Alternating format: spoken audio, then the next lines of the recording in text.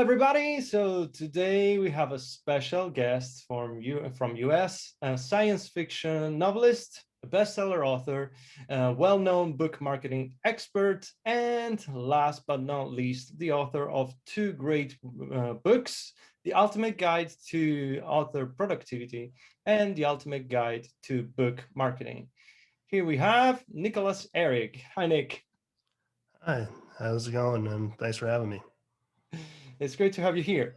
All right. So, first of all, talking about productivity, I'm really surprised by the length of your emails because I'm in your newsletter, which is totally free. And I'm really surprised and impressed by how much effort you put in your emails every single time. They're really long and it's full of great content. How is that, really? Uh, I think it's just a natural thing with the length of the emails. So I sometimes say, hey, this is going to be short, and then I have more and more things to add. So I try to make it as useful as possible for as many people as possible.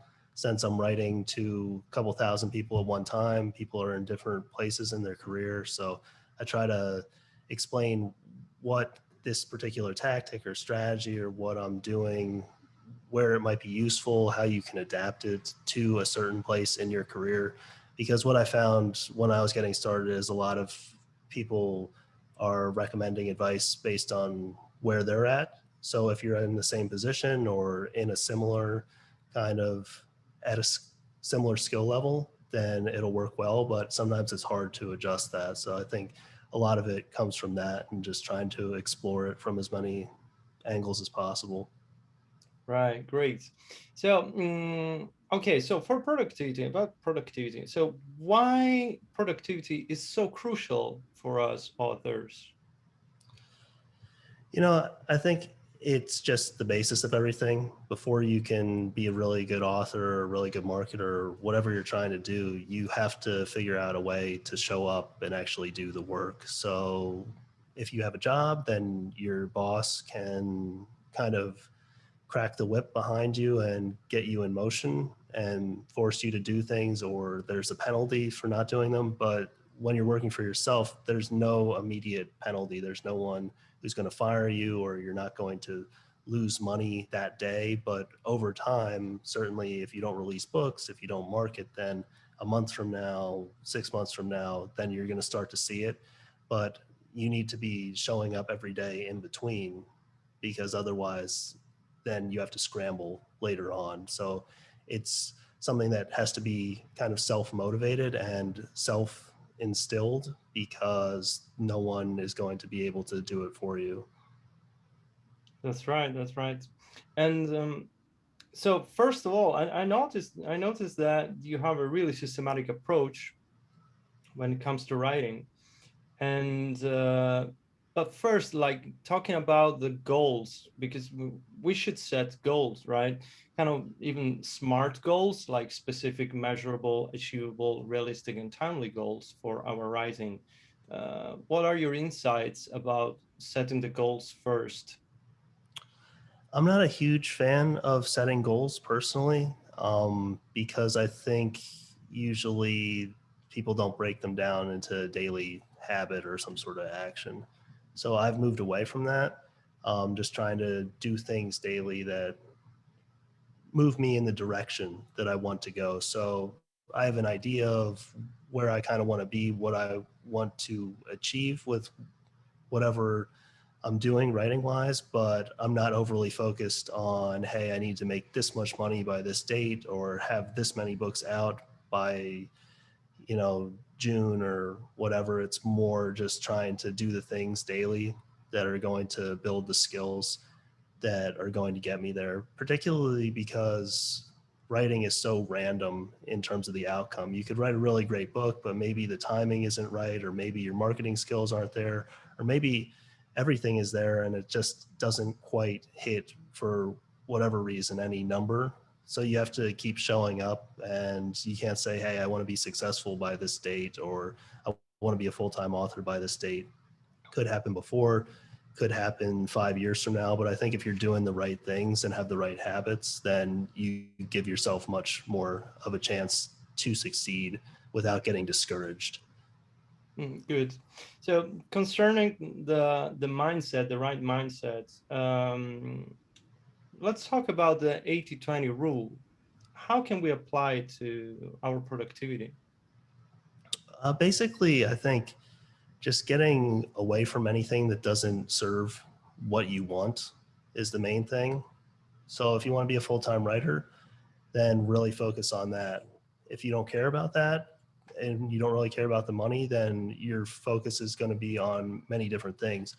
Because as a full-time writer, you have to learn various aspects of publishing, marketing, all that. And if you just want to write, then you have to spend very little time doing that, or maybe none if you don't really care about the sales at all. So that's the first thing that I see with people. They aren't necessarily clear on what their long-term objective is. And it's very easy to adopt someone else's objective for your own, because everybody has an idea of what you should do as a writer, but really that choice is up to you. And it doesn't matter whether or not it aligns with anybody else's goals. So that's the first thing that I would do. And then the second thing, just really cut down toward what you're good at. And you have to test things to find what you're good at, but also don't try to be good at things that you have no interest in. So I don't really have any interest in social media. I don't like it. I don't like the overall kind of just landscape of social media. It doesn't interest me at all. And that's totally fine. If you're listening to this and you love those, then you can invest a lot of time building your marketing platform on those sites, whether it's Instagram, Facebook, TikTok, Because etc. they take up But a lot of time, actually. yeah, Social media. It's yeah, it takes an enormous amount of time. So if you're not good at it or if you don't like it, then just I, for all intents and purposes, I know that it exists, but to me, it doesn't really exist. Like it doesn't take up any sort of thought or mental space. So I just focus on the ads. I just focus on my newsletter, keep getting better at those and doubling down on those areas where I've been successful and also where I have momentum and where I can show up on a daily basis or a weekly basis or some sort of consistent basis where other people struggle. That's another way that you can apply the 80-20 rule. What are you good at, or what do you do that maybe it feels like work sometimes, but a lot of times it doesn't feel like work, and it would feel like work to other people. So some people hate the ads. To me, it's more of a game or a puzzle to figure out. With the newsletters, you know, if you sat down and were like, hey, I'm going to write a 3,000 word email newsletter, some of those are really long. Most people will be like, that sounds terrible. For me, that's totally fine. And I enjoy it. And I enjoy kind of just going through the process and building it out. And, you know, sometimes they're 1,000 words, sometimes they get really long, and that's fine. But that's something that can't easily be replicated by someone else. So not only does it allow me to show up, but it gives me something of a competitive advantage as well, because I can spend more time doing it. I don't really have to set up an elaborate system to do it. It happens as a natural extension of my own preferences and strengths. So I would really recommend looking at what you're good at, what you like, and trying to start there. And you can't just avoid everything that you hate. There's some things that you just got to get done. But you can outsource some things and you can really cut down on a lot of things. So, for example, with ads, that's a core of my business. I run ads for other authors, have run a lot of ads. A lot of people aren't going to be very good at ads, and they're not going to put in enough time to become good. And you don't want to hit this no man's land where you've put in 50 hours, 100 hours, 200 hours, but you're not willing to put in enough time to really hit that next level, because then you're in this area where you don't have any results to show for it. With the ads, especially, you're down some money and it's just not paying off for you in any way. So you have to invest a little bit of time to figure out if something is for you, but don't force things. There are many alternatives to any marketing strategy or tactic that you come across. You can get people to Amazon via TikTok, but you can get people to Amazon via TikTok ads. And those are two very different things. And they're going to appeal to two very different people. So try to work with what you like and what you already have some natural ability or are strong at. Mm. I'm just curious, talking about TikTok ads, have you tried them? I have not. I would say with TikTok ads that video doesn't convert well to text because books are words. So you're trying to get in front of people who read, people who watch videos. There is overlap with people who read, but it's more going to be people interested in video. So someone out there can try it. You know, that's really the only way you can know for sure. But certainly on Facebook ads with video, you can get really good CPCs on Facebook, which is cost per click, but they very rarely convert because of mm, that. You know, you're getting in front of people who like to watch video, but they're not necessarily really big readers. right, right. And okay, talking about automation, like for productivity, how much can you really automate, and what can we automate in our productivity as writers? It's a good question. And I think there are a lot of services out there that automate various things now, you know, depending on what you're trying to do, apps, all that. I don't use a ton of that type of stuff. What I try to do is just cut down and eliminate almost anything. So when I'm looking at a book to read, I say, do I want to spend 8 hours reading this? And I kind of look at things in how much time they're going to cost me, almost as a price tag. And time is much more limited than money in most instances. Not when you're starting out and at the beginning, you probably have more time than money.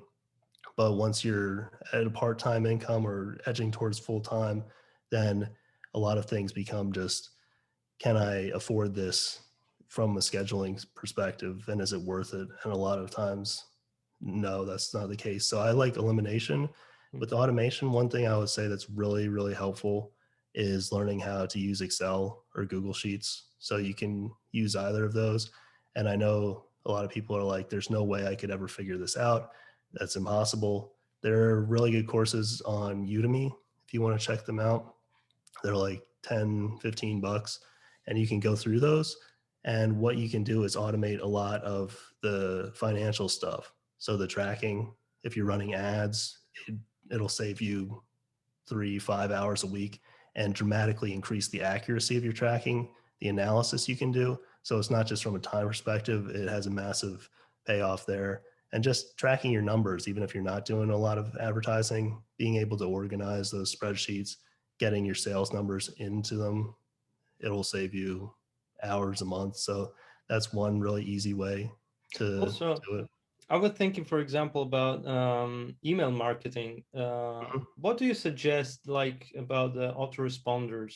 Uh, can a long onboarding sequence work, or should we cut down uh, and Yeah, I have? think Yeah. that's another good way to automate. So one thing that I do or recommend is to have one email per series in your autoresponder, and it introduces the series. Maybe it has a little bit of a backstory on how you wrote it or some of the research you did or one of the characters, anything like that. And then you have links to the book to sell it. And that just, you can sell books, but also it makes people aware of it. So it doesn't necessarily have to sell the book right there, but that's a good use of the autoresponder. With the autoresponder, you can also, if you had an email in the past that you sent out, maybe it's a story related to the books, maybe it's a story related to something else about how you went skiing with your friends or something with your family or something unrelated to books, you could include that in your autoresponder if it performed really well as a regular email.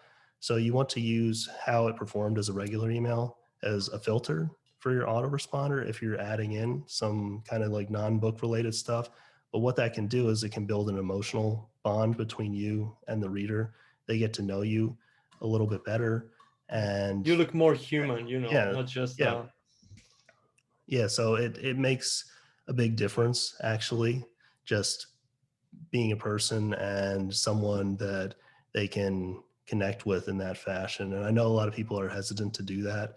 Um, if you're shy or just want to kind of stay in the shadows, that's certainly something that you can do. It's not something that you have to do, but you can strategically share things that don't reveal a lot about who you are, but still allow you to make that bond with the audience. You know, if you have a pet, something like that, that's always good to share as well. But you can work those things into the autoresponder, which builds you out as a person and allows them to make a connection with you. So those are good pieces to have in the autoresponder. I think where the autoresponder can go wrong is if you have this 40, 50 email sequence or something like that, you don't need to do anything like that. It's really just onerous to set up. So you're probably not going to do it anyway.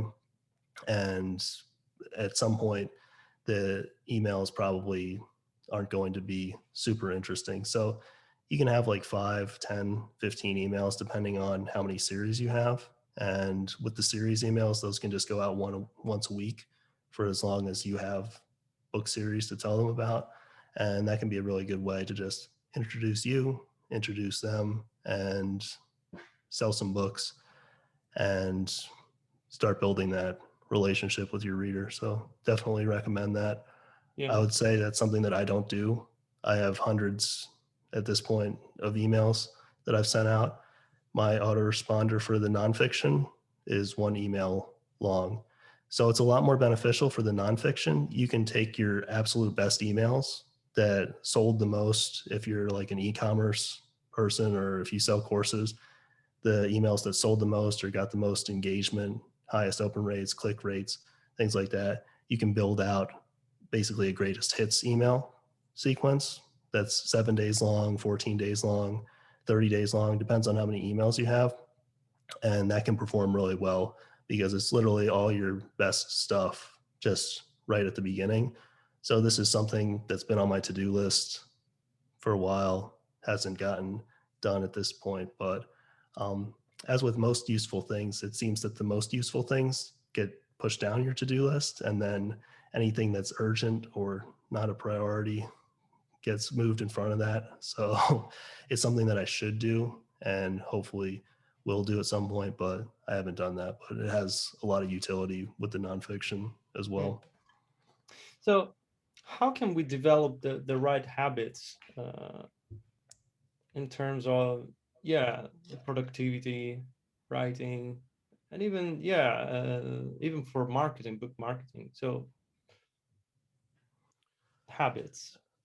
I think a simple way is with a habit, it has three components. So you have the trigger, the habit itself, and then the reward that comes after it. So you want to look at triggers that are repeatable and largely automatic. So if you're passing through a doorway or something like that, that's automatic. You have to do it. It happens without you thinking. Whereas if your trigger is making breakfast, maybe sometimes that happens. Maybe sometimes it gets skipped because you have other things to do.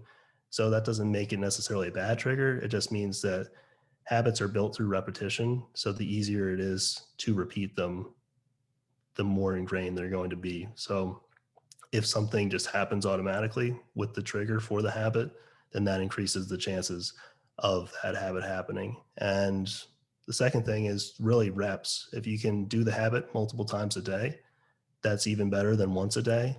I would aim for daily. It doesn't necessarily have to be daily forever, but in the beginning, I would recommend daily. So, an example is a lot of exercise programs. They'll have you do like 3 days a week, which makes sense from a rest and recovery perspective a lot of the time, but it can be hard to build that habit. So you can reduce the intensity of the workouts or structure them slightly differently and then go 5 days or 6 days a week.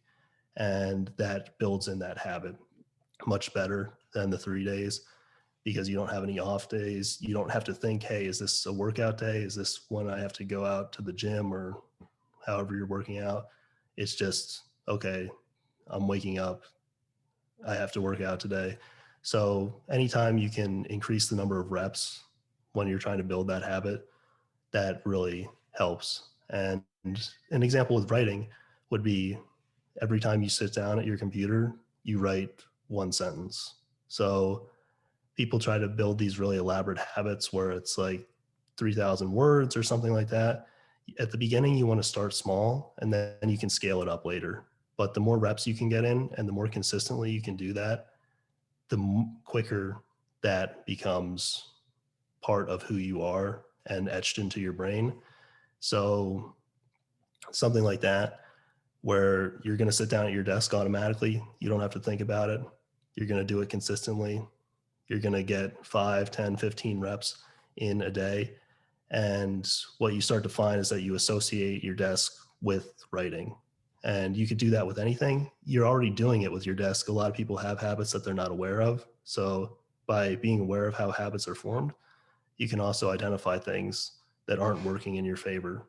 Maybe you sit down at your desk and every time you sit down at your desk, you check Facebook or you check email. That's a pretty common habit, but it might happen so automatically that you just don't really even think about it. So just by being aware of it, you can replace that and repurpose that trigger for something that's more beneficial.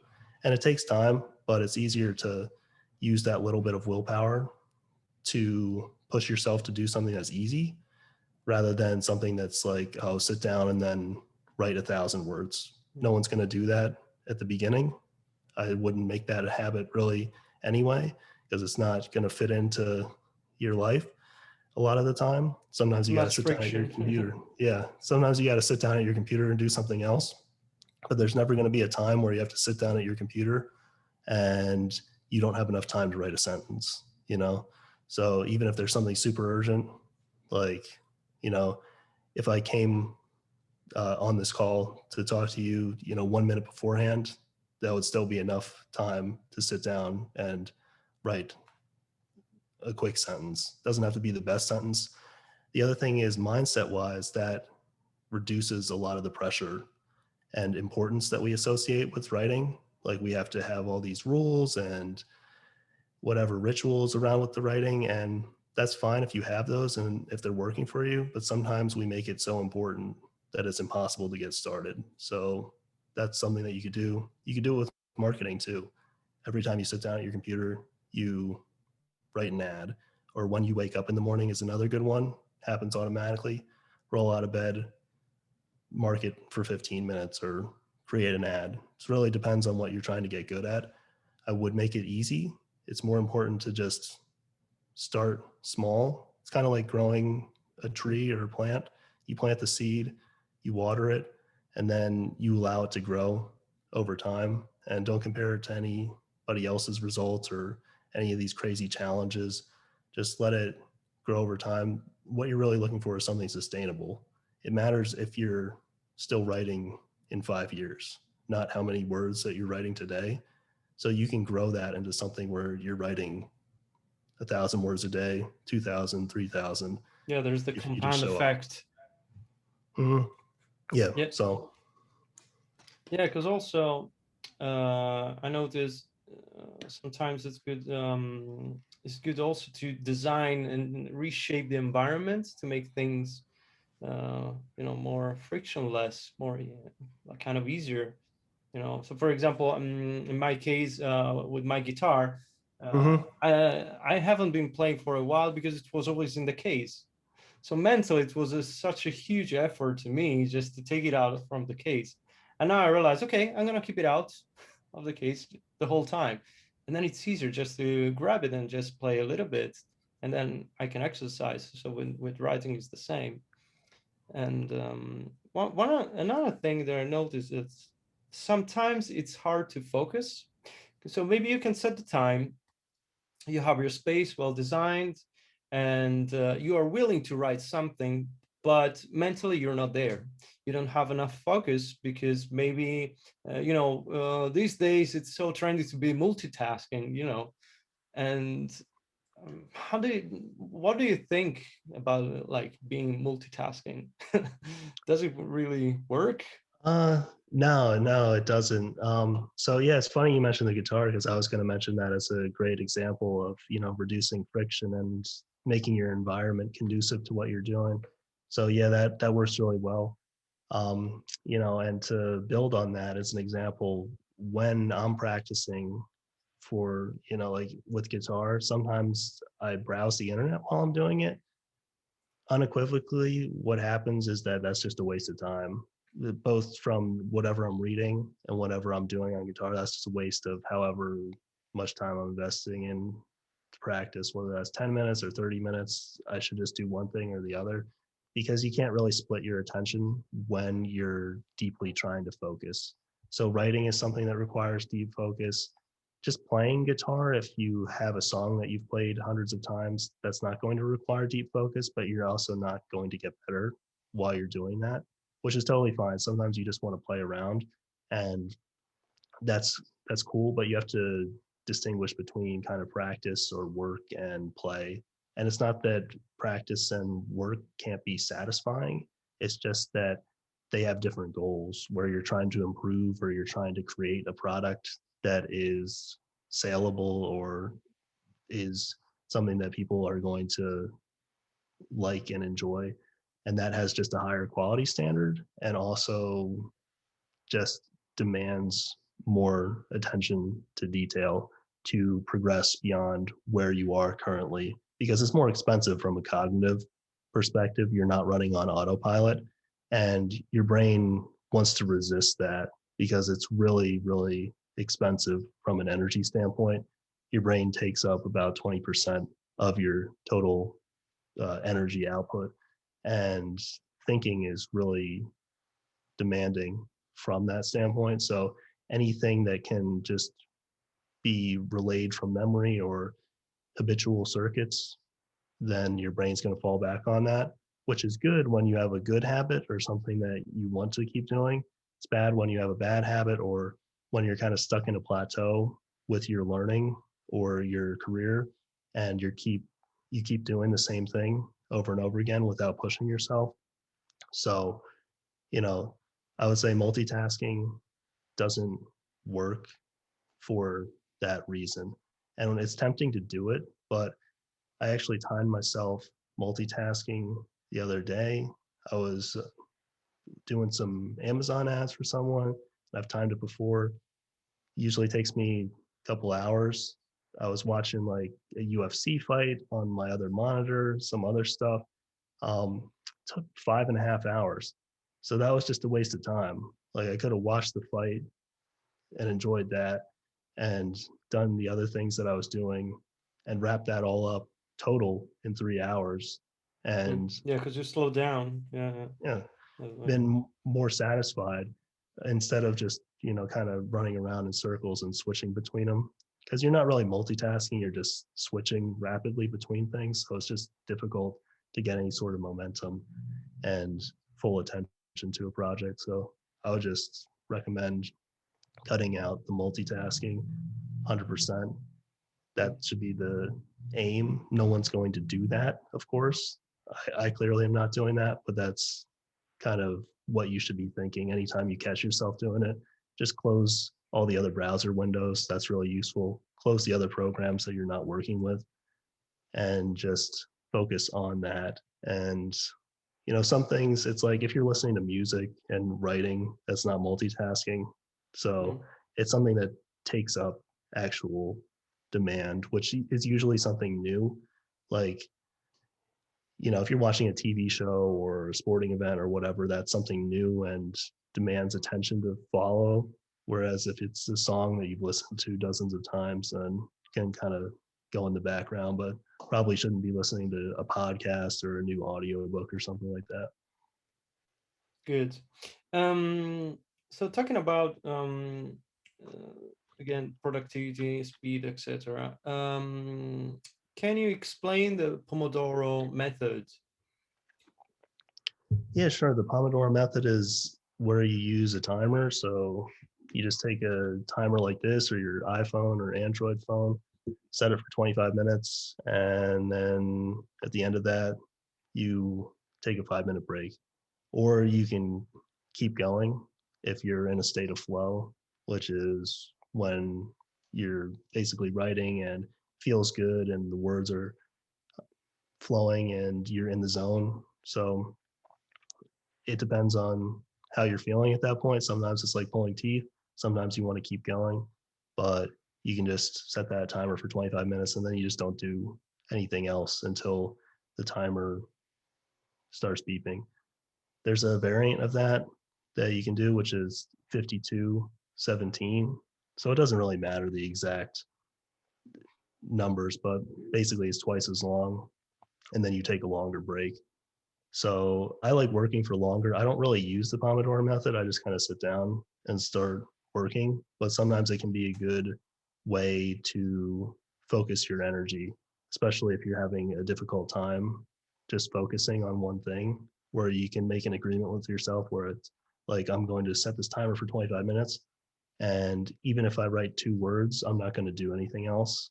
And eventually, about halfway through, even if you're arguing with yourself about how you don't want to do it or about how the book isn't good or any of the other objections that can come up, by the middle of it, you're so bored or it feels like time is dragging on that you want to start doing something. So it's very useful for that. And some people work that way consistently for their day where they're doing just a series of Pomodoros. What I really like to do is work for like 2 hours or 3 hours on something at a time. I don't always do that, but I like having that option. And there are studies out there that say you can't concentrate for that long. I would say be really cautious about any sort of psychological study based around learning or anything like that. You can occasionally pick up some interesting ideas, but you want to test them in the field and especially on yourself. Yeah, I there's don't have any no one problem rule doing that. fits all, you know. Yeah. Yeah. Yeah. So I don't have any problem doing that. And I find that if I get in a good groove, I can really just keep going for a while. But other people may not be the same. And you just have to find whatever gets you that end result that you're looking for. Whatever gets the thing out the door, it doesn't matter how that was accomplished. The only thing I would say is that you probably don't want to work in blocks of maybe like 5 minutes or 10 minutes. If you have kids or if you have other obligations, that might be all that you can get at some points. Yeah. So if you can train yourself to use those effectively, that's great. But if Sprints. you have the option, I would say that you probably want to have at least 20, 25 minutes to do something because a lot of tasks just take that amount of time to actually accomplish the various steps. So otherwise, you spend a lot of time retreading over the same ground that you already ventured over earlier in the day. So it's just not as efficient for a lot of things. But again, just match it to what you have. And if you have to do that and some things take you longer because you're covering old ground, that's totally fine. You know, not a big deal. Just get things done. Cool. So in order to accomplish better results, do you find deadlines effective? Yeah, I'd say deadlines are the most effective productivity tool for almost everybody.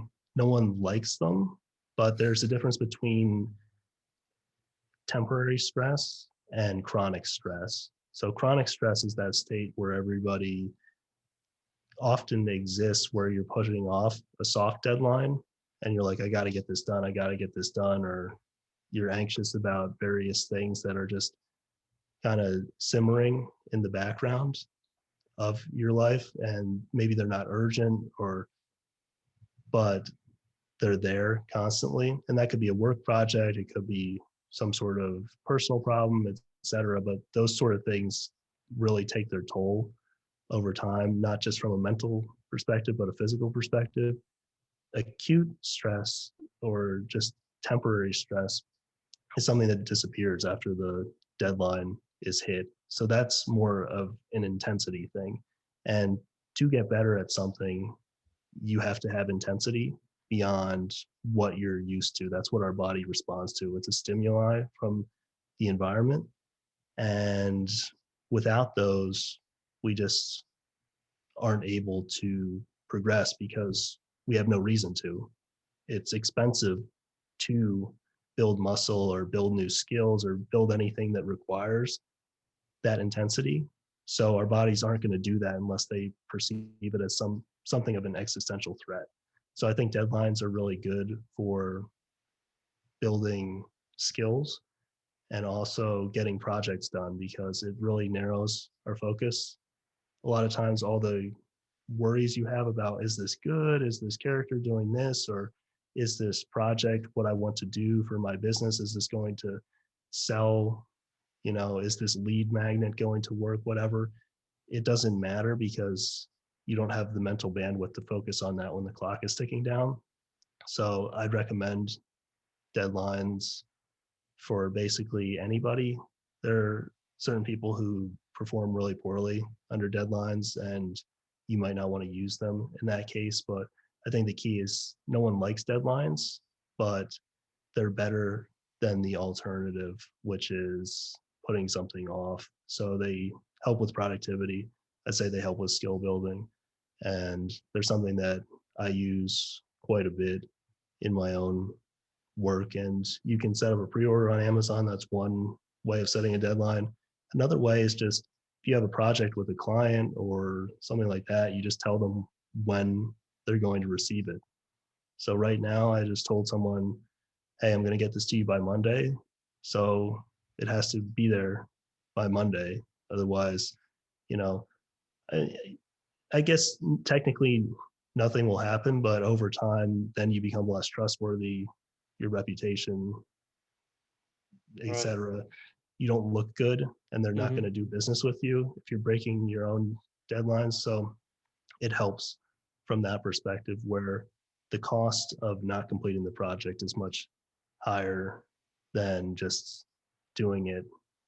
So Mm. I'd say that those are probably the best from a productivity standpoint. Like habits are great, but deadlines, you just don't have time to think or debate with yourself. You just have to do it. Good, good. Um, so for us writers, writing means uh, writing books, but sometimes there's another kind of writing, which is like copywriting. And usually there are many people who completely ignore it, just focus on writing books. And then when it comes to blurbs, they just think, oh, well, it's basically just a summary of my book. But it's much more actually. So let's talk about blurbs. How can we write an effective blurb?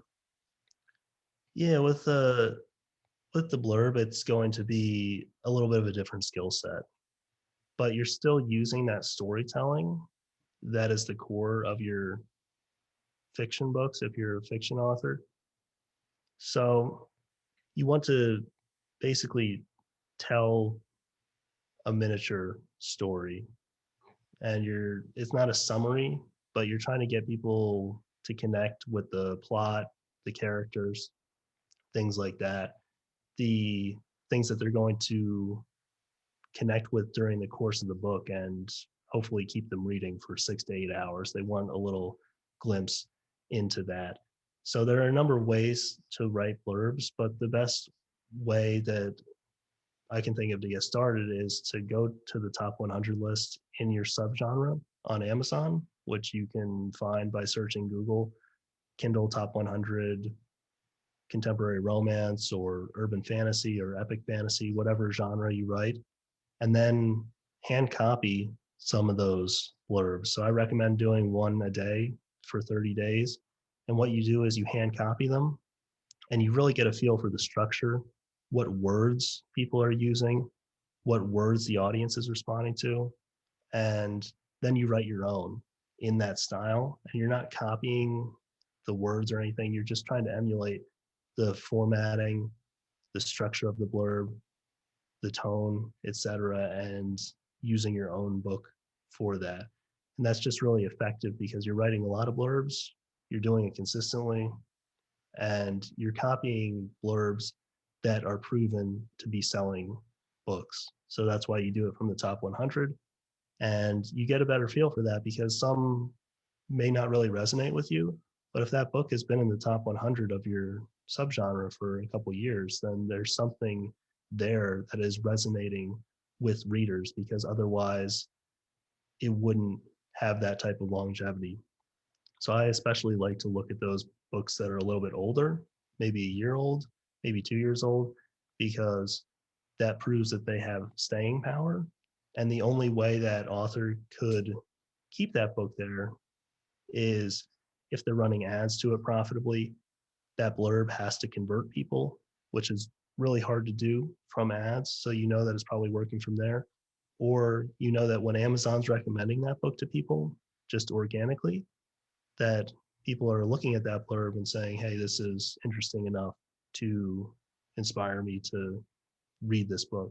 So, really simple exercise, but really effective. And if anybody's saying, hey, there's no way this could work because hand copying, that sounds dumb, or, just is too simple, it's really how humans learn most things. You emulate other people, and that's how you learn language. One of the best ways to learn how to play guitar, for example, is to listen to songs and then try to play them by ear. And that creates a connection between what you're hearing and your fingers that just reading the sheet music or the guitar tablature does not.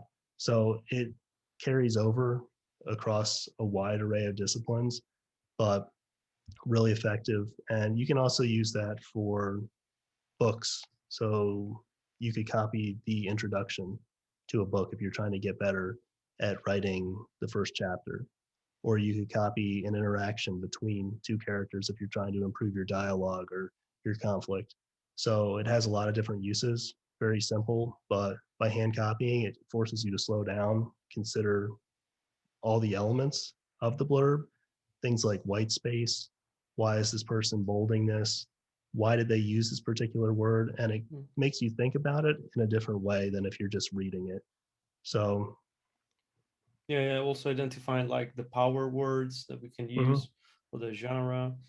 Um, I'd like to ask you about what do you think about the call to action in the blurb?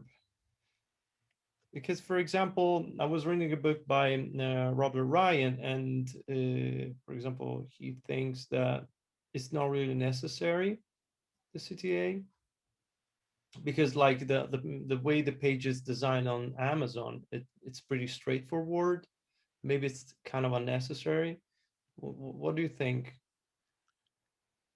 yeah, in regards to fiction, it's really out of place. So a call to action is telling someone to take a specific action, like buy now or click here to do this. And that's a hallmark of direct response copywriting. So if you're selling a supplement or something, you're going to have a call to action on your sales page. And that's a standard practice, which makes sense in that context. But it's also something that's fairly hard sell. So that's fine, but it's not necessarily a fit for the context of buying a book and that market. And I think that it's out of place in a fiction context.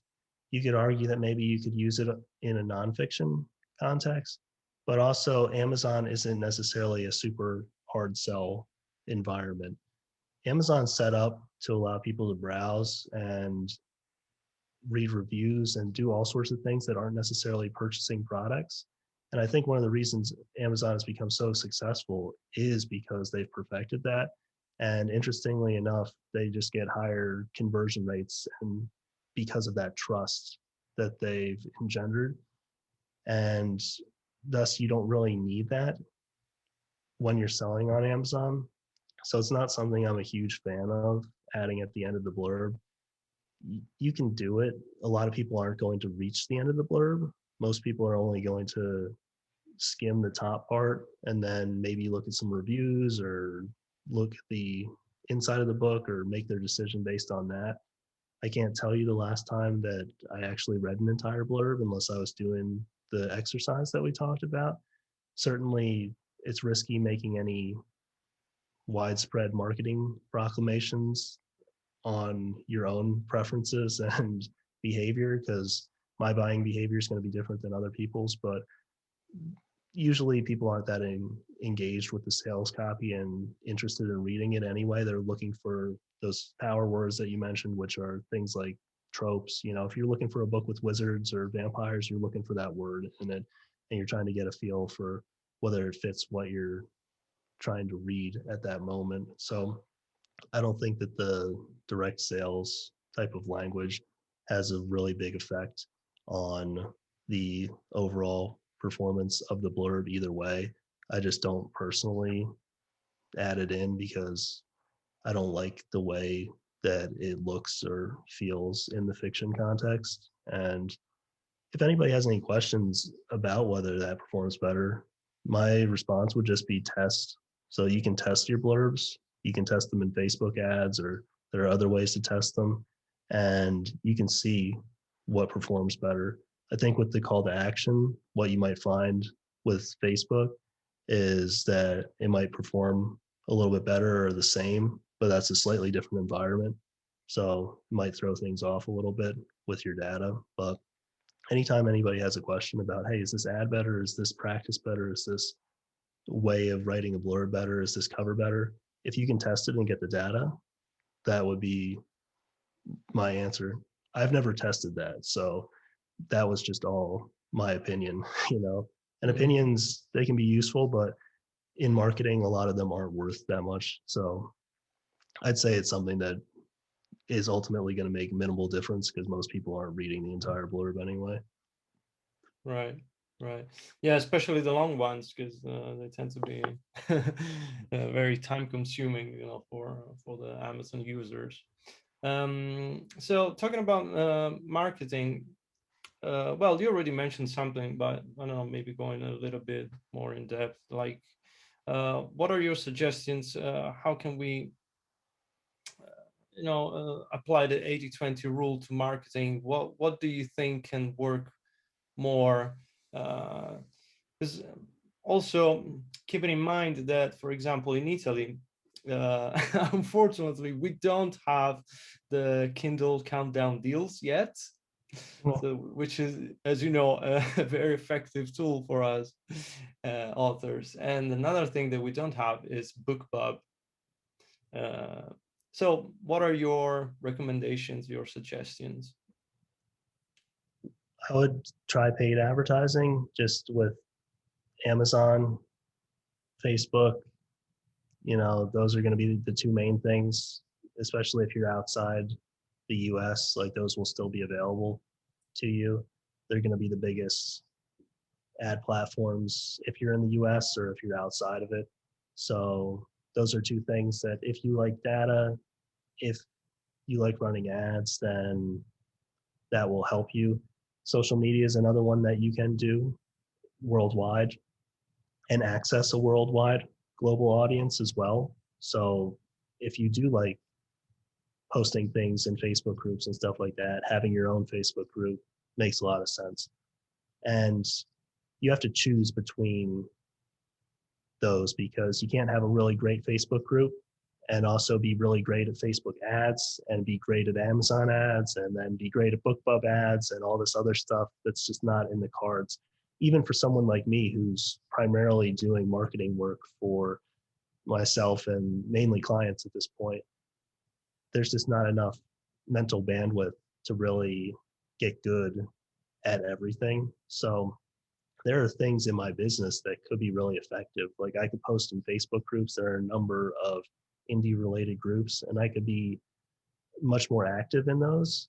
And that could help me build my business, build my newsletter, build the subscribers up. And that's a really effective strategy that's been used across many different industries. But it's not something that I really, at this point, am interested in spending a lot of time doing. So I just rather use that time and mental energy to build my newsletter and focus on the ads. So one is not necessarily better than the other, but where people get in trouble is they see someone having a lot of success with that strategy, and then they either try to bolt it on or they scrap all this stuff that's doing really well. So it'd be dumb for me to say, hey, I'm just not going to worry about the Amazon ads for 4 months and just work on posting in Facebook groups because my skill level there is going to be lower and there's going to be a learning curve. It's not like you start a strategy and then boom, day one, all this money just comes pouring into your bank account. As nice as that would be, that's what every sales page on the internet makes it seem like. But there's a skill gap there that you have to traverse, even if you have really good resources that you're learning from. You have to internalize that and learn all the quirks and the various sub skills that come with it. So I think people are too quick to throw out things that are already working, and also to abandon things that they're good at or that are starting to work, but they're in that kind of middle zone where it's not working amazingly well yet. And then they see someone post in a group or see an article, how I made $50,000 this month with viral TikTok videos. And then they just throw everything that they're doing out the window and go over there and start chase the making new videos. trend. Yeah. So like there are so many things that you can do with marketing. Your job is really to eliminate everything that's not a good fit for your skill set, for your resources. It doesn't make a lot of sense to do ads if you're in a bunch of credit card debt, if money is an issue. That's totally fine. You want to look for ways that you can advertise your book for extremely low cost. There's a learning curve with Amazon ads, Facebook ads, where you're going to lose some money up front as essentially tuition. So that's not a great fit for that scenario. But Facebook groups or building your newsletter via cross promos, stuff like that, that could be a great free way or very inexpensive way to connect with people. And so you want to just be cognizant of what you want to do, what you want to spend your days doing, not just now, but 3 years from now, 5 years from now, and what you're good at and what your current resources available to you are. And then that allows you to narrow from 150 options down to like maybe 10. And then from there, you just test them and don't worry about if something's not a good fit. Like if you hate doing something after a few weeks or a month and you just hate it, just don't do it. You're never going to be that good at it because there's someone out there who loves doing that. There are people out there that love making TikTok videos. I'm not going to be one of them, but I'm never going to be good enough to compete with them long term to make that worth my while. But on the flip side, those people probably don't like going through the spreadsheets on Amazon ads. So I wouldn't say that that's my favorite thing to do, but I can tolerate it. So that gives me an advantage there over someone who just is not going to do that because they're not going to get the same results. So Building on top of it, so let's say we managed to have our books translated into English, and then we would like, how can we approach the US markets? What do you think? Because the first thing that comes up to my mind is the name, the pen name. I was talking about that with a best-selling author yesterday, and she was thinking, oh, I cannot use my Italian name because in the States they might prefer, like American names, or something like that, so I should change it. And that was really interesting. What do you think about it? And also, how can we really approach the US market, which kind of looks like almost saturated to me, but I might be wrong. So yeah, let's talk about it. yeah, there's definitely going to be more competition in the US market just because it's bigger and more people write in English and publish in English since it's a worldwide language. It's not the number one language in a lot of countries, but it's certainly taught and people can speak it much better than, say, whatever language we're taught in school here. I was taught a couple of them. I can't speak any of them. So it's just something where you have significantly more competition, which is both good and bad, and that the market is much larger. But it means that your marketing skills and your publishing skills have to be elevated to compete in that marketplace. So, what was the first half of the question? The pen name. Okay, the pen name. Yeah. So That's an interesting question. I don't have an answer necessarily. I think you're going to get a lot of opinions on it. And certainly in the past, there have been instances where people have decided to use a pen name because their name was difficult to pronounce, or there are instances in science fiction where female authors have written under male pen names, or in romance, vice versa. There are men who write under female pen names. So I think it might make a difference in certain circumstances what your name is, even if you can argue that it shouldn't. I don't have any hard data on that, but it is, I don't know if it's a common practice, but it's certainly something that we've seen over the past 50, 60 years. I think it's Andre Norton in sci-fi. I believe that was actually a woman, one of the most famous science fiction authors of all time. So, it's tough to say how much impact that has. One of the best selling books of the most popular science fiction books of the past 10 years is The Three Body Problem. And that was written by a Chinese author. And they use his name, his regular name, on the cover for the English language edition. Um, then there's a Japanese author who writes a variety of things, Murakami. Haruki Murakami. Yeah. Yeah. So, I think that it depends. I would say the main thing is not being able to pronounce it or that it's unusual. That might actually help you in certain instances because, Stand out. yeah, if you have a bunch of different authors who are all the equivalent of John Smith, then maybe they can blend together. And if your name is a little bit different, then it suggests that maybe you have a little bit of a different take on the genre as well. Maybe it's set someplace different. So you've read 10 different mysteries set in the US, but if this person's name suggests that they're Italian or Japanese or something like that, then it also suggests by virtue of that the locale is going to be different, the police procedure will be different, so it's going to be a different reading experience. So I think it could help you actually stand out and help you with the branding. And I don't have an ultimate way No, that, but it's still, yeah, it's an interesting point to consider. Yeah. you know, All right. So last question. So what is the six-figure author challenge? the Six-Figure Author Challenge is a course that I run with another author, Lisa Vino. She's a paranormal romance author and also science fiction romance. And basically it's pretty simple in that it consists of a one-page marketing strategy sheet. And what I found with people is that it speaks to what we've talked about during the last half hour. People get overwhelmed with all the choices and they're trying to chase too many rabbits. And basically it focuses, hey, what is your core objective in this business? What are you good at? And then gets that all down on one sheet. And then from there, you make marketing decisions. So I'm going to post on Instagram, I'm going to run Facebook ads, and I'm going to do newsletter swaps. And those are your three things that you're going to do. And it's really based on your genre, your strengths, and your current resources. So just laying that out is a really helpful exercise for people because it cuts away all the noise where people are saying, hey, you got to do this.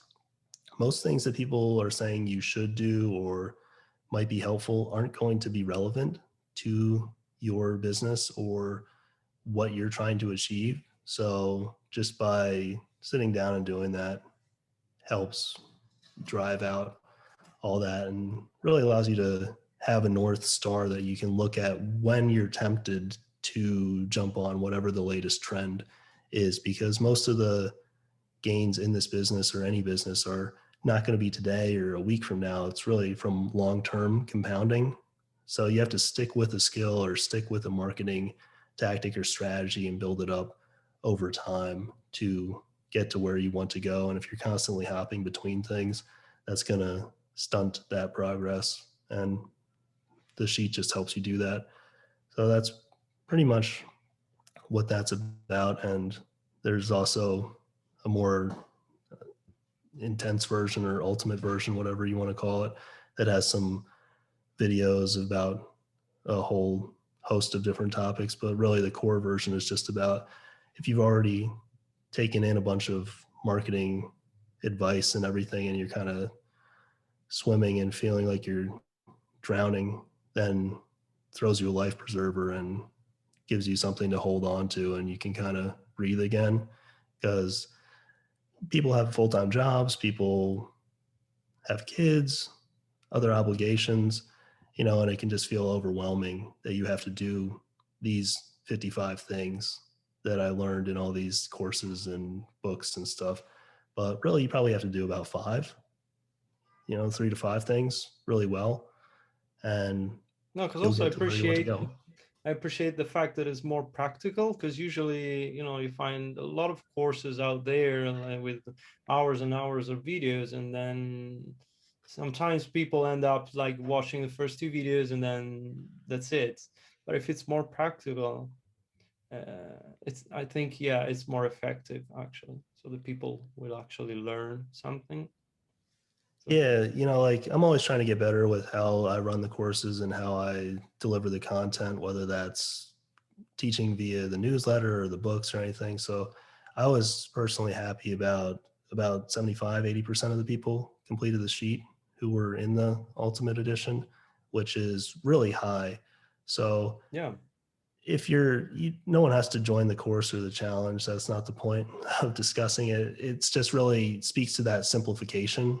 If anytime you're trying to learn something, if you can strip away a lot of the things that you have no interest in doing and are never going to do, and if you're honest with yourself about that, and then are also, that certain things aren't going to bring you closer to what you want, then you can get those down on a sheet of paper or a couple sheets of paper. And that really changes the trajectory of your business, because then, actually, I don't have to do 12 hours worth of work today. I have to do 3 or 4 things, and I have to do them well. And I can really invest my mental energy into those and give them the attention that they need. And that's freeing. Right. All right. So Nick, where can people find you on the internet? You can search on Amazon for the books. So you can search my name, Nicholas Erik. That's Erik with a K, and Nicholas, Ultimate Guide to Book Marketing, if you want to learn more about that. And I also have a productivity book as well. Or you can head over to my site, which is just nicholaserik.com, and there's some articles there. It's a free newsletter, so you can check that out, sign up, and see if that's helpful. Yeah, it is. It really is. So I strongly recommend to try. All right. So thank you very much, Nick. Talking to you was really inspiring, and I wish you all the best with your self-publishing business and your books. Thank you. Awesome. Thank you for having me.